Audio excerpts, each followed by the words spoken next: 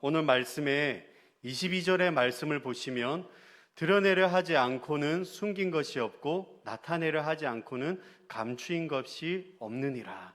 계속해서 예수님께서 비유를 들어서 말씀하고 계시는데, 우리가 너무나 잘 아는 등불을 어둠을 밝게 비추려면 어느 곳에 이것을 비춰야 되는가? 오늘 말씀에 보면 아래에 두는 것이 아니라 등경 위에, 평상 아래에 두는 것이 아니라 등경 위에 둬야 밝게 비출 수 있다고 이야기를 하고 있습니다.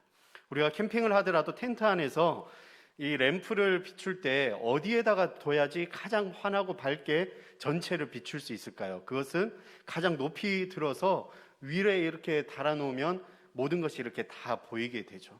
오늘 말씀하신 그대로 예수님께서는 우리의 밝은 빛이 되십니다.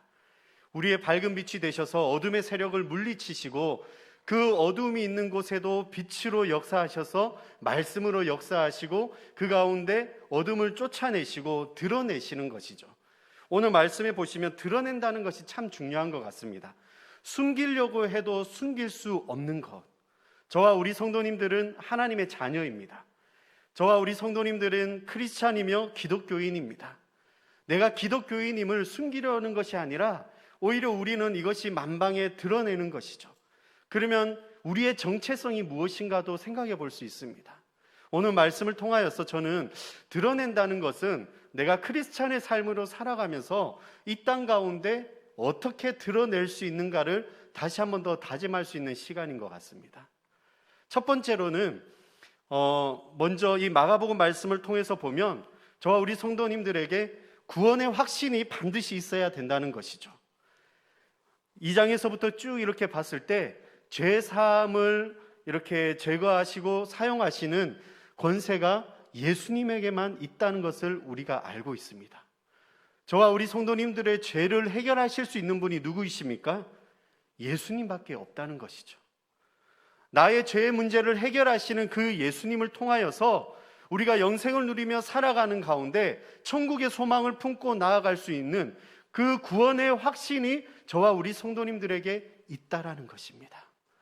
믿지 않는 사람들은 어떻게 보면 여러 가지 문제로 마음의 불안과 고통 가운데 있겠죠.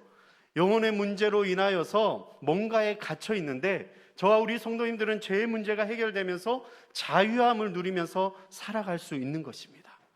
그것을 다시 한 번 더 확신하면서 나를 구원해 주신 그 예수님을 바라보며 다시 한 번 더 구원의 확신이 우리 가운데 있으면 이 확신으로 인하여서 담대하게 되고 승리할 수 있는 삶을 살 수 있다는 것입니다. 두 번째로는 어떻게 또 우리가 크리스찬임을 드러내는 정체성을 누릴 수 있을까?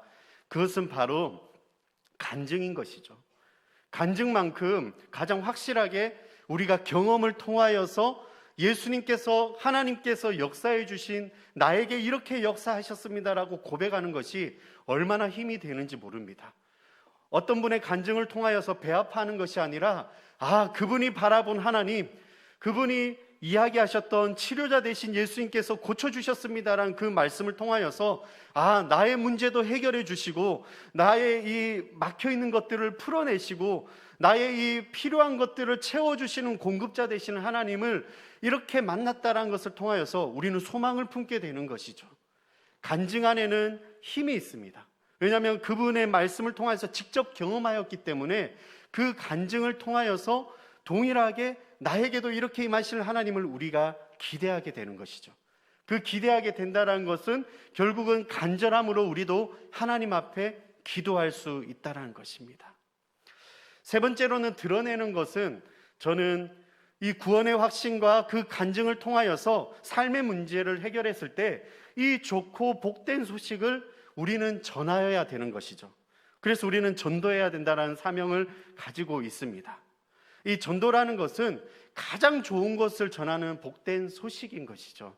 제가 이 말씀 준비하면서 벌써 시간이 이렇게 흘렀는데 YMT를 통하여서, 학생 YMT를 통하여서 너무나 좋은 것 중에 하나가 짧은 기간 안에 3일 안에 이제 학생들이 많은 변화가 일어납니다.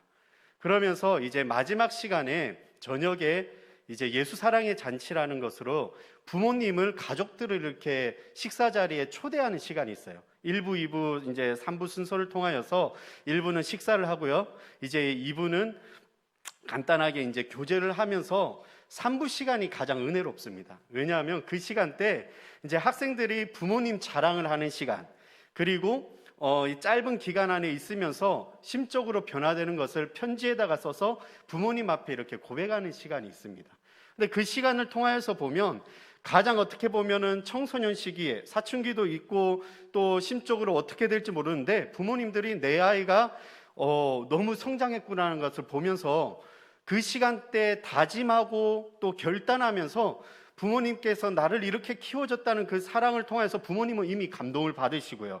학생들은 다시 한 번 더 이 땅을 살아갈 때 예수님이 나와 함께 하셨습니다라는 확신이 있더라고요.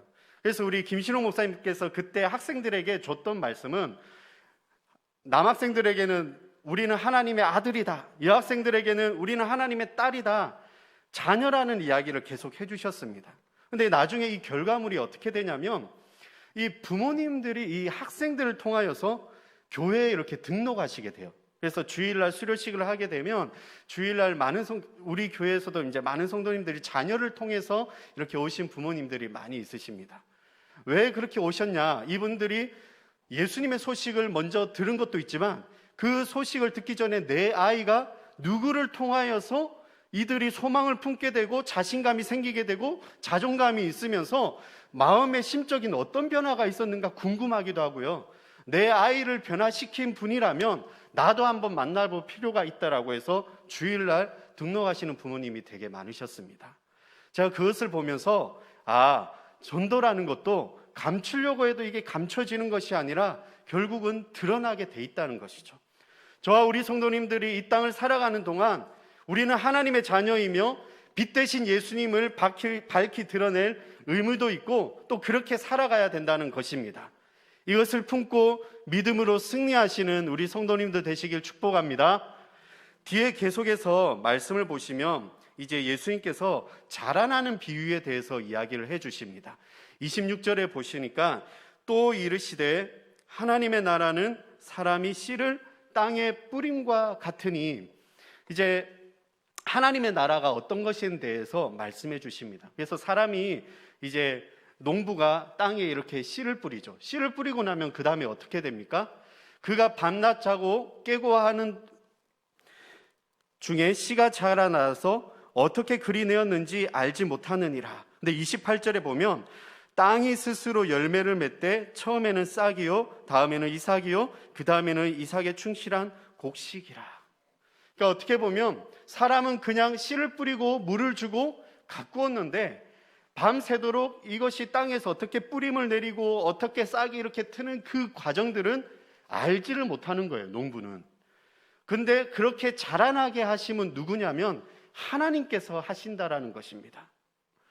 그래서 우리 고린도전서 3장 6절에 보시면 바울이 이렇게 이야기합니다. 나는 심었고 아볼로는 물을 주었으되 오직 하나님께서 자라나게 하셨나니. 아멘. 하나님께서 우리가 알지 못하는 그 기간 가운데 하나님께서 자라날 수 있도록 모든 환경들도 만드시고 그것을 가꾸시고 지키시고 보호하시면서 하나님께서 역사하신다는 것입니다. 우리가 어떤 이제 질병으로 수술을 하게 되었을 때 우리가 수술을 받을 때 의사 선생님하고 자 다음에는 주사를 놓습니다. 다음에는 어떤 부분을 이제 이 약을 투여하겠습니다. 상의하면서 우리가 수술을 하나요? 우리는 마취를 하고 난 뒤에 그 과정은 모르잖아요. 의사 선생님 앞에 맡기고 그러면 열심히 그 시간을 통하여서 결과물은 우리는 수술이 잘 되었습니다. 이런 이야기를 듣게 됩니다. 마찬가지로 우리는 신앙생활을 하는 가운데 구원의 확신이 있으면 이제 이것을 품고 자라나는 성장의 과정이 저와 우리 성도님들에게 있습니다. 구원의 확신만을 갖고 살아가는 것이 아니라 이것을 통하여서 말씀으로 기도로 양육하게 되면서 내가 좀 더 하나님 앞에 헌신하게 되고 그 가운데 겸손도 배우게 되고 그리고 그 가운데 내가 이제 사역도 하게 되고 그 가운데 말씀으로 더욱더 성장하는 우리의 믿음이 자라나는 시간이 있다라는 것이죠. 그런데 이때 우린 스스로 나는 아직 부족한 것 같습니다. 나는 아직 믿음이 이렇게 안 됐습니다. 나는 아직 준비가 안 됐음, 이것이 아니라 뿌리고 말씀으로 기도로 성장하는 가운데 어느 순간 자라나게 하시는 것은 하나님이시라는 것이죠. 이 성장 가운데 자라나게 하시는 하나님을 우리가 때로는 역경도 만나게 되고 때로는 고난도 있고 실패할 때도 있습니다. 그런 과정들을 우리는 세상에서 험한 풍파라고 하죠. 그런 모든 것들을 통과하게 될 때 다음에 또한 그런 일들을 만날 때 우리는 당연하게 넘어갈 수가 있는 것입니다. 내 힘이 아닌 예수님께서 나와 함께 하시고 하나님께서 나 뒤에 등등하게 모든 것들을 풀어내시는 공급자 되시는 하나님, 그 하나님을 의지하시면서 길을 여시고 형통케 하시는 그 주님을 만날 때 우리는 당연하게 해결할 수 있는 것이죠. 그런데 문제는 무엇입니까? 같은 문제가 아닌 예상할 수 없는 일들이 또 다가올 때 우리가 예전에는 주저하고 먼저 떨거나 두려워했다라면 이제는 그런 부분이 있으면 우린 당연히 누구를 찾게 되는 것이죠? 하나님을 의지하게 되는 것입니다. 하나님 앞에 아뢰게 되는 것이고, 그러면서 역시 내 힘으로는 할 수 없는 것이구나, 우리의 교만이 드러나는 것이 아닌 더 낮아져서 겸손할 수밖에 없도록 저와 우리 성도님들을 만들어 주십니다. 그러면서 말씀 붙들고 다시 한번 담대함으로 용기를 낼 수 있는 것이죠. 말씀을 통하여서 주님 앞에 더 가까이 친밀하게 기도하는 게 되는 것이고, 그리고 저 문을 여는 순간 나 혼자가 아닌 성령님께서 나와 함께 동행하시며 지켜주신다라는 힘을 얻게 되는 것입니다. 오늘 말씀을 통하여서 다시 한 번 더 내가 누구인가, 나의 정체성에 대해서도 생각해 보시고요, 크리스찬으로서 내가 어떻게 살아가야 된다는 것을 다시 한 번 더 선포하시면서 오늘 하루도 승리하시는 우리 성도님들 되시길 축복합니다. 기도드리시겠습니다.